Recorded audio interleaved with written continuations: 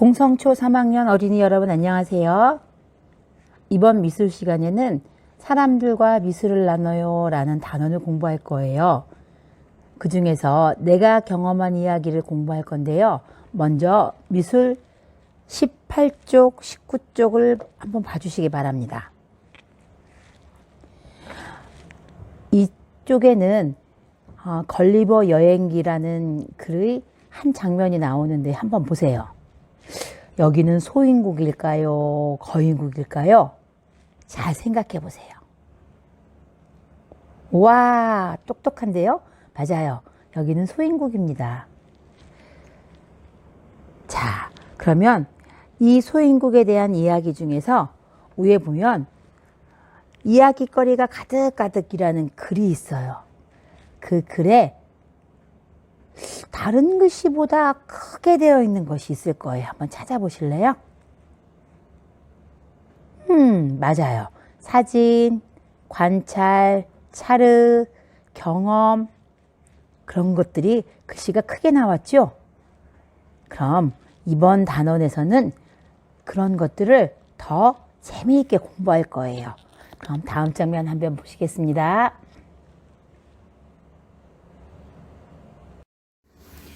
자, 20쪽을 한번 보시겠습니다. 20쪽에는 여러분이 수채 물감의 특성과 사용 방법을 탐색해보고 주제를 정하여 경험한 것을 표현해보자입니다. 그런데 여러분, 수채 물감이 뭔가요? 수채 물감이 처음 나오는 말 같죠? 그거는 수채 물감이라는 것은 물에 잘 녹아요. 그래서 사인펜과 같이 쓰면 번지고 크레파스 같은 곳엔 번지지 않아요. 그리고 신기하게도 수채 물감은 같은 색이라도 물의 양에 따라서 다양한 색으로 표현할 수 있어요. 그래서 이런 수채 물감으로 쓰는 그림을 우리가 뭐라고 하냐면 수채화라고 합니다. 같이 한번 따라해 볼까요? 수채화. 오케이, 잘했습니다. 그래서 수채화는 수채 물감을 물에 풀어서 그리는 그림을 말하는데요. 여러분들이 이번 시간과 다음 시간에는 여러분이 수채 물감의 특성과 사용 방법 그리고 주제를 정하여 내가 경험한 것을 한번 표현해 보는 걸 할 거예요. 할 수 있겠죠?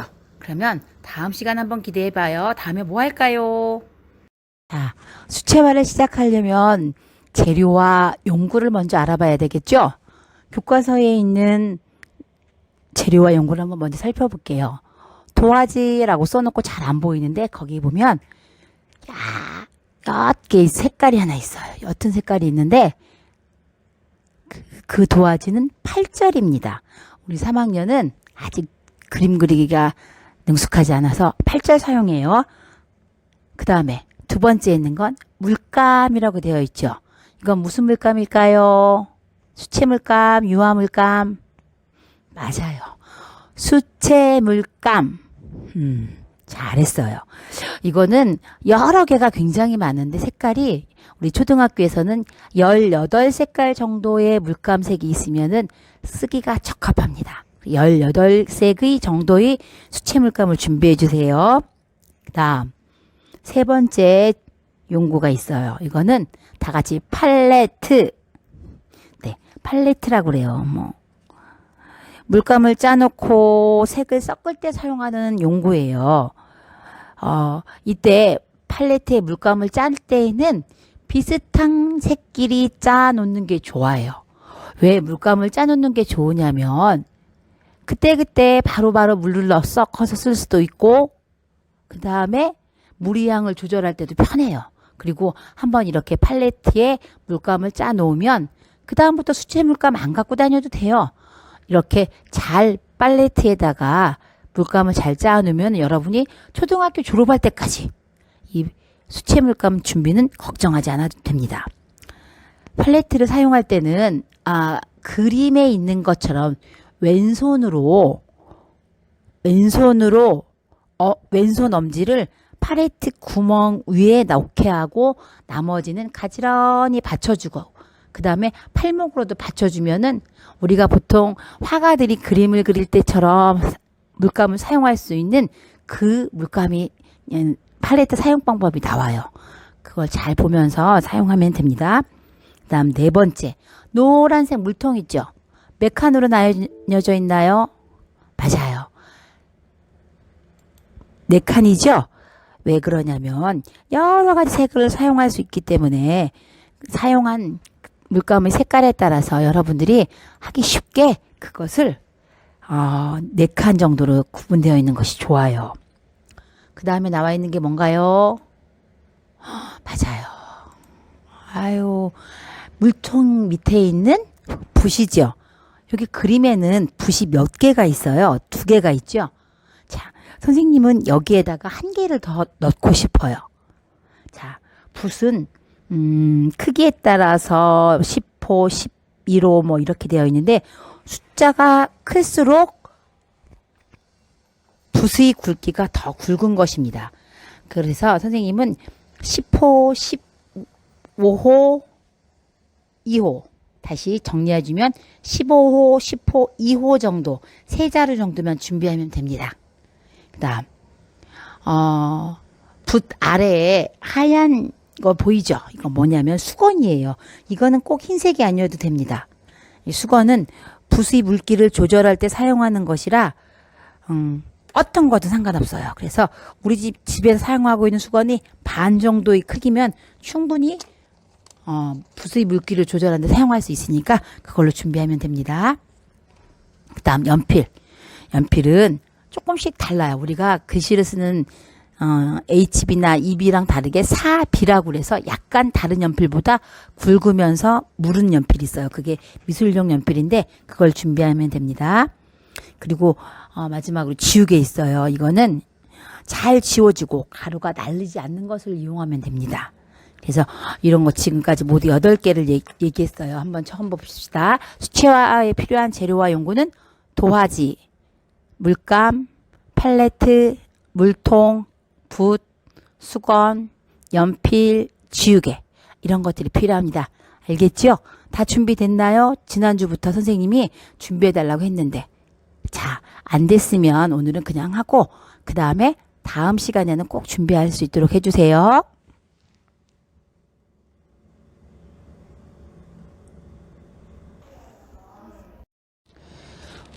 다음은 20쪽에 있는 불꽃놀이 작품을 한번 볼까요?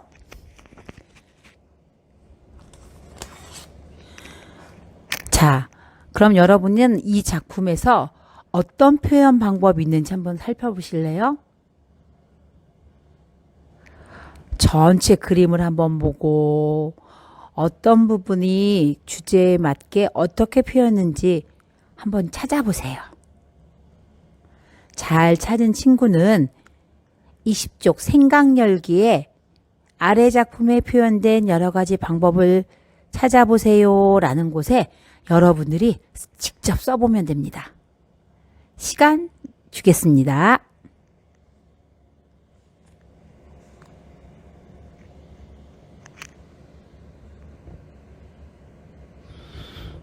자, 잘 썼나요?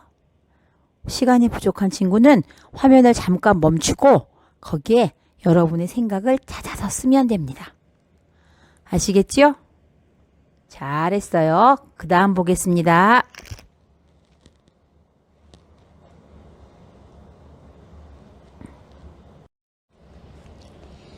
자, 불꽃놀이 작품 잘 감상해 보았나요?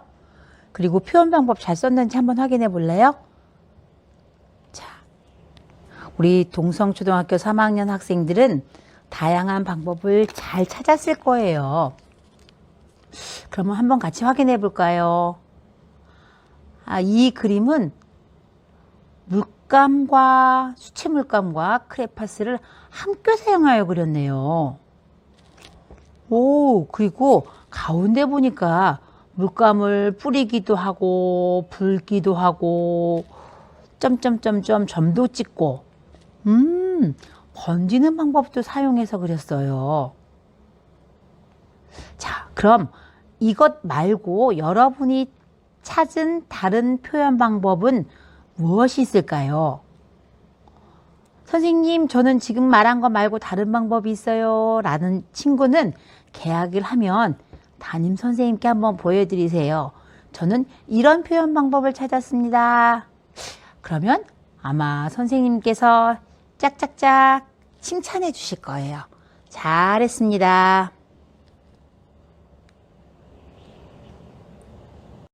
다음은 붓의 다양한 사용 방법에 대해서 알려드리겠습니다. 붓은 아까 이야기한 것처럼 숫자가 클수록 더 굵은 붓입니다. 그러면 붓의 다양한 사용 방법 1번 한번 보세요. 1번은 같은 붓이라도 붓의 끝, 중간, 전체 등을 사용하는 부위에 따라서 점의 모양이 다르게 나오죠? 이렇게 서로 다릅니다. 두 번째, 붓은 세워서 그리거나 또는 눕혀서 그리는 것에 따라서 두께가 많이 달라요. 이번 그림에서 우리가 그 다른 점을 발견할 수 있습니다.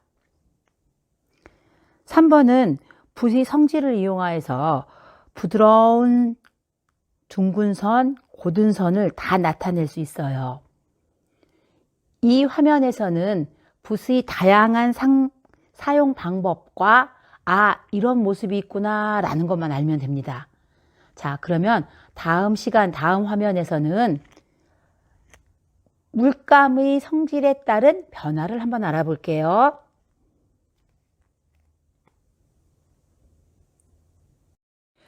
여러분, 수채화는 수채화 물감을 풀어서 그리는 그림이라고 한 거 기억나나요?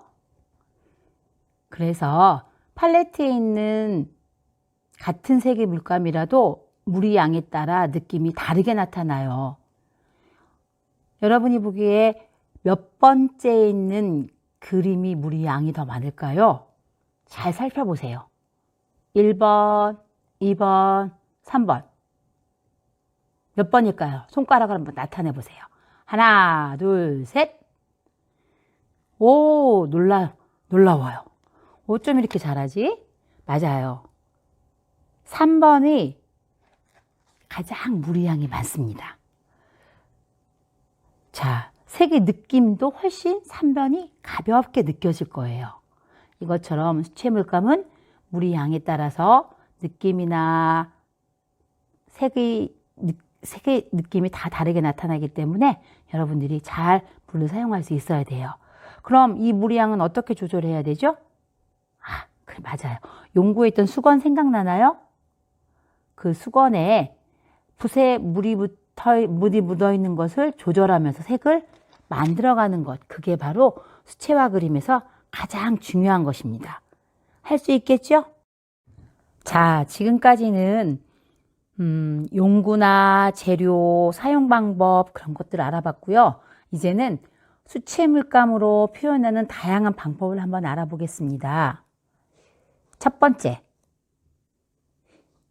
21쪽에 있는 남학생이 하고 있는 겁니다. 붓기. 붓기는 물감에 물을 넉넉하게 넣고 도화지에 물감 방울을 똑 떨어뜨립니다. 똑 떨어뜨린 물감 방울을 빨대나 입김을 사용하여 표현하는 방법입니다. 여러분이 어렸을 때 한 번씩 해봤을 거예요. 재밌겠죠? 자, 두 번째, 뿌리기 방법이 있습니다. 뿌리기 방법은 붓에 물감을 묻혀서 내가 원하는 방향으로 뿌리는 방법입니다. 이때 물감의 농도라든가 뿌리는 형태, 속도에 따라서 다른 느낌이 나타나는데요. 이때 뿌릴 때는 다른 사람에게 피해를 주지 않아야 돼요. 쉽게 할 수 있는 거지만 다른 사람에게 피해를 줄 수 있기 때문에 조심합니다. 세 번째로는 사인펜으로 위에 그리기, 사인펜 위에 그리기인데요. 사인펜과 수채물감은 모두 물에 잘 녹는 수성이므로 서로 번지는 성질을 이용하여 그림을 그리는 겁니다. 이 그림처럼 사인펜으로 로켓을 그린 다음에 물감으로 하늘이나 태양을 표시하면 이런 번지기 기법이 나타납니다. 다음 네 번째, 네 번째는 여러분이 먼저 분무기가 필요해요. 도화지에 분무기로 물을 뿌린 다음에 물감을 떨어뜨립니다. 내가 원하는 색, 좋아하는 색 한두 가지 떨어뜨린 다음에 번지게 해요. 밑에 물이 있기 때문에 물이 양이 많은 곳은 점점 연해지겠죠. 그래서 연한 색, 진한 색 등 다양하게 색을 떨어뜨려서 색끼리 섞이는 과정을 살펴보세요. 그러면 아주 재미있습니다. 그 다음 5째, 크레파스 위에 그리고 크레파스를 먼저 그림을 그리고 수성인 수채물감은 서로 번지지 않겠죠. 크레파스는 유성, 수채물감은 수성이므로 서로 번지지 않는 성질을 가지고 있어요. 이때 어떤 효과가 나타날까요? 잘 관찰해 보세요. 여러분이 크레파스로 그림을 그리고 바탕을 칠할 때 수채물감을 사용하여 그림을 그릴 경우가 많아요. 이게 제일 많이 사용하는 방법이기도 합니다. 자, 그 다음 내가 생각한 나만의 기법은 무엇이 있을까요? 가운데에 붙이는 거예요. 이거 실제로 한번 해보세요. 여러분이 지금 말한 붓기나 뿌리기나 사인펜 위에 그리기나 번지기나 크레파스 위에 그리기 말고 뭐가 있을까? 자, 실로 그리는 방법도 있어요. 칫솔에 물감을 묻혀서 뿌리는 방법도 있고요. 종이 위에 물감을 두껍게 칠한 다음에 반으로 접어서 좌우가 똑같은 무늬가 나오게 하는 데칼코마니라는 기법도 있습니다. 그리고 수채물감을 손가락으로 칠해서 그리는 손가락으로 그리기 등 다양한 방법이 있어요. 그 중에서 한 가지만 선택해 보세요. 한 가지만 선택해서 여러분이 시도한 그 방법을 가지고 만든 것을 교과서 21쪽 동그란 곳에 붙여보면 되겠습니다. 물론 이거는 이 온라인 학습이 끝난 다음에 해야겠죠. 그래서 21쪽에 그림 그린 것을 여러분이 계약하면 담임 선생님께 보여드리면 됩니다. 알겠죠?